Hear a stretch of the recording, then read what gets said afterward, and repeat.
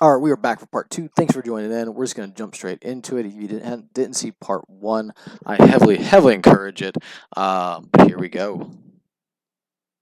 Once foreign central banks stop buying this stuff, they could regulate others into buying it. But the challenge in that is once inflation returns, once the dollar goes up, once oil goes up, everybody's on the same side of the trade. Their balance sheets are full of this stuff.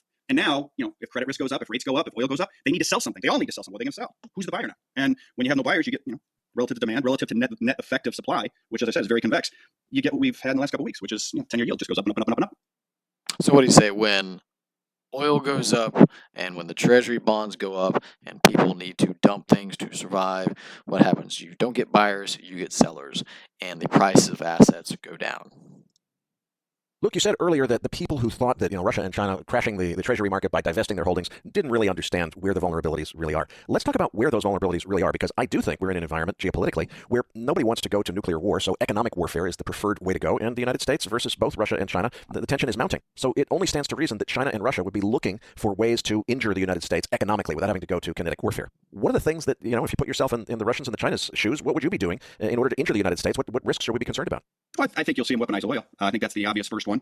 I know there have been a lot of people, maybe not a lot, but I know there have been analysts out there that have said, well, look at Xi, he's storing up all this oil, and he's clearly going to be, he's clearly planning to invade Taiwan. He knows something. He knows what's coming. I think he knows something, all right. I think, I think Louis Gab, I laid it on your show last week or 2 weeks ago, right? I think Putin gave him the wink, wink, nod, nod. Hey, SPR's run down, shale production's peaking, treasury market's under pressure. This winter, I'm going to properly weaponize oil and gas. And yeah, I think that's very possible. Winter is starting. And what do you think?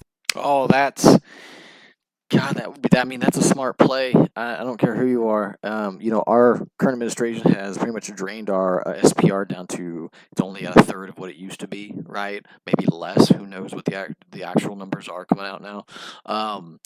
China is filling up with oil. In fact, he'll get into the fact that Russia is selling them at a discount. I don't know if we're going to get that far, but they're buddies with them at a discount, and then Xi is giving them UN at a discount for trading, right?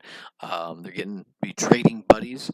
And what happens if Putin, and he'd have to have a little bit of the help in the Middle East. He could do some damage by himself, but a little bit of help in the Middle East, which I have no doubt that they'll help.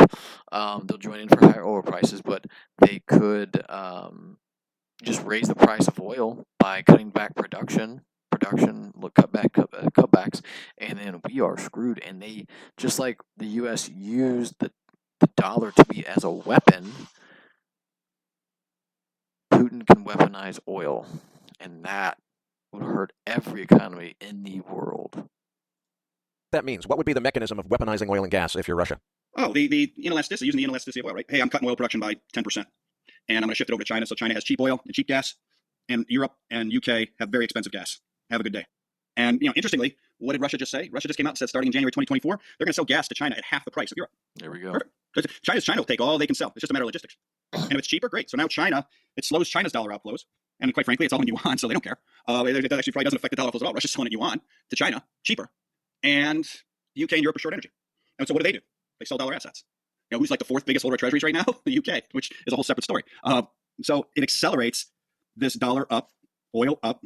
Treasuries have to get sold. Dollar assets have to get sold. Because, yeah, everybody needs dollars, but the one thing everybody needs more than dollars? Energy. I can't eat dollars. I need commodities. I got to eat food. My wife's truck doesn't run on dollars. It runs on oil and gas. So that's what I think they'll do. Let's come back to this treasury problem from the perspective of the investor who's holding treasuries. Let's talk about what the alternatives are, because I don't see many. If you've got treasuries in your portfolio really as the stability asset that's supposed to be the offset that's going to save you when there's a sell-off in the stock market, well, it hasn't been working very well for that. But, what do you say? If the treasury market is actually beginning to fail in slow motion, as you're describing, well, the logical alternative, I would think, would be gold. Well, okay, gold's down $100 in the last week. It seems like that's not the bet. At least it wasn't as of last week. Maybe it is this week. What do you do instead? I think there's a short-term answer to this, and I think there is a beyond short-term and beyond answer. The short-term answer is that treasuries are not going to work as ballast in portfolios. They're going to continue to not work. Again, this convexity of net effective issuance. Foreigners have $7.5 trillion for sale. The U.S. government has $2 trillion for sale, and that assumes no recession. They put in a recession, U.S. deficits rise 6 to 12% in a recession. That's 1.6 to 3 trillion on top of the 2 trillion. So now you're looking at 3.6 to 5 trillion in U.S. issuance plus whatever 2 trillion a year. I guess they say they only sell 2 trillion, so there's 7.6 to or 5.6 to 7 trillion in net effective issuance, and the rates ain't going to go down if there's net effective issuance of $5 to $7 trillion in treasury net effective issuance, and that doesn't get into the trillion that the Fed's allegedly going to sell. That doesn't get into anything that banks sell because the credit losses are going up because rates are spiraling up. Like treasuries aren't going to work until the dollar is weakened meaningfully and oil's weakened meaningfully. And paradoxically, what you need to get oil down is either Biden to apologize to MBS, and I think it might be too late, but we'll see, or you need a severe global recession. But again, severe global recession is going to send Treasury supplies up by $3 trillion plus minimum, because it's also going to send the dollar up, and so foreigners will sell more of those $7.5 trillion faster. So there's this whole narrative of like I need to own Treasuries because the Fed is going to get deflation to get a bid for Treasuries. There is a fundamental misunderstanding of the convexity of net effective supply of Treasuries. Supply is going to run higher, faster than demand can, because everyone has spent the last 10 years getting plugged with this stuff to offset the loss of foreign central banks. So what in the short run works? In that environment, gold's not going to work either, to your point, for a bit.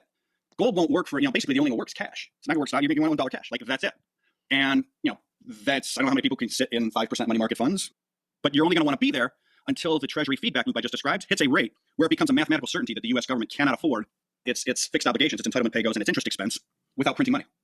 So I don't know what that rate is. Jamie Dimon said the rates could go to 7. Yesterday he said that. 7's probably pretty close to the rate where the market looks at it and goes, oh my God, this isn't the U.S. anymore. This is the U.S. with Argentine characteristics. And that's why I say in the very short run, the only thing that works is dollar cash. Maybe oil, because the higher rates go, the more pressure there is on the U.S. to grow oil production. Once consensus goes, oh my God, the U.S. can't afford its fixed interest-like obligations without the Fed printing money, rates are going to go up faster, the dollar's going to go up faster, and then people are going to be really confused because all of a sudden the stock market's going to start just absolutely running. And gold's going to start absolutely running. And Bitcoin's going to start absolutely running. And this will confuse people in the same way they've been confused as to why gold has not fallen with real rates doing what they've done over the last 18 months.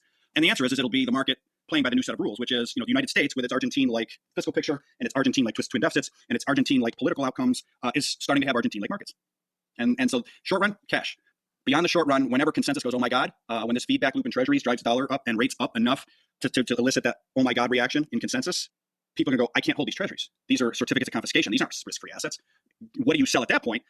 You don't go into dollars. You go into anything that preserves your purchasing power, because what the market will look forward to see is that the Fed's going to have to buy all this stuff. They're going to have to cap yields, and the yield curve control is the Hotel California for the Fed. Their balance sheet will go from what today it's $8 trillion. It'll be a multiple $8 trillion. Let's move on to the stock. So what's he saying right there? Let me come over here.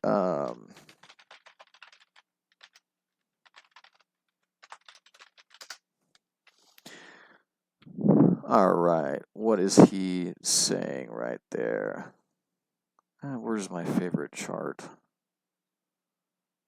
Because that was a lot. Okay, I can't find my favorite chart, but oh, there it is. Here we go. Love it. All right, so what's he saying? So long and short of it is treasuries are going to constantly go down. That means the interest rate will go up, and it's going to be harder and more expensive to buy money, or to borrow and to get money, right? This is going to put a lot of pressure on the economy. Oil is going to constantly go up. Russia and China may weaponize oil, which is going to make the price of it fly into the air. And so, if you have oil-rich assets or oil-producing assets, man, you're gonna make a lot. You're gonna make out like a man. It's gonna be Christmas for who knows all of 2024, right? And he hasn't even gotten to the portion where he talks about the only thing that he's worried about. Oh, well, actually, that's a different one. But we'll get into what happens if there's a war. But what is he talking about that whole things go down, or about gold? It's going down, and then it'll go up and everything else. So what he's talking about is something in this chart, right? We have highs and lows in the market, right? And this is exactly a good example. So it starts out low, it goes up high, it comes down, not as low as what it was, because this is like down over here, and then it comes back up again, right? We have recessions. This is a normal part of a market cycle. And what he's saying right now, we're like right here. Okay, we are right here, we're probably right around in denial. Okay, earlier this year, late last year was complacency, because the high was mid to late 2021 and early 2022. Everything tanked in 2022, came back up in 2023, and now we're going to start falling. We're probably right around here, right? I don't think people have gotten margin calls yet, but it's around here. And we are set to go down quite a bit, right? And what the forces that are going to cause that are high, expensive money and expensive energy, right? That's what he's saying. So right now it's going to put pressure on everything. Like he uses the example of gold, right? And you can probably put the example of Bitcoin on there too. What is BTC at?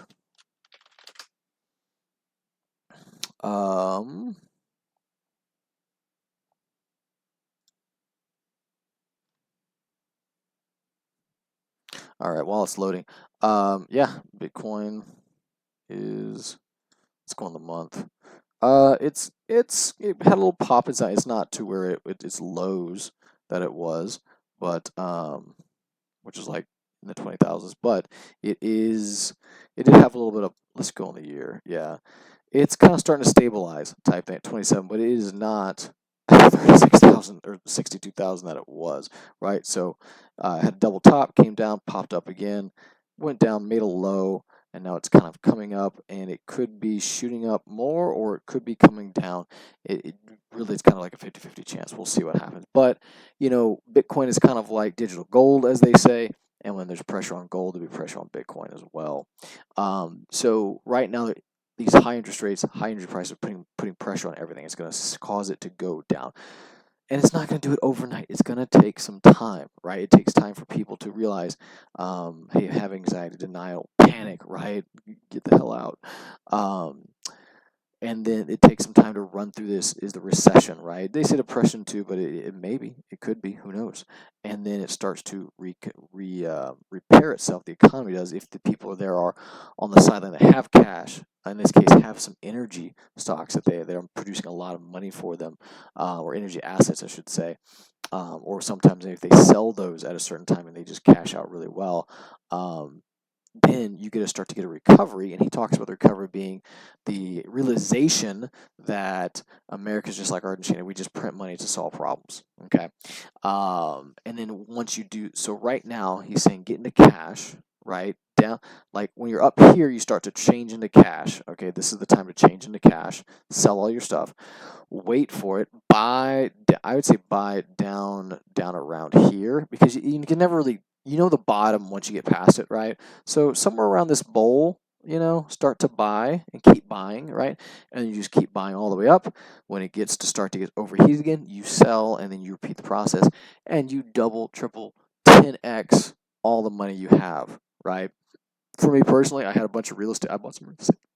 Down probably down here in 2011 to 28, 2010 was right here, and I sold up here, middle 2021. 2022, early 2022, I doubled the value of my real estate there, and I've been collecting rents the entire time, right? So I made out like a bandit on those, and I can't wait to do it again, and this time in multifamily. And if you're on that track, if you're that interested in that page, definitely get on my email list type thing. It's free, it didn't cost anything. If you ever want off, just let me know, and I'll take you off. But my email is below. Hope you've enjoyed this. I've got some more coming out, some more goodies coming out, but I hope, whether you're on my email list or not, I hope this helps prepare you, get you in the mindset to conquer the world, to position yourself in a way to where you can just buy a bunch of assets and live the stress-free life, kind of like I do, not really worrying about money type thing. But the only thing that I'm worried about is, hey, do I have enough to buy this deal right now because I just sank a ton of money in this other deal, etc. I have retirement problems right now, right? Like, we're going to put my money, we're going to put, doing that research. That's the bulk of mine. I'm not having to answer phones or be a slave to some other person. So I hope you find that. I hope you join me. But if not, I hope you got something out of this that will help you prepare for it all in the future.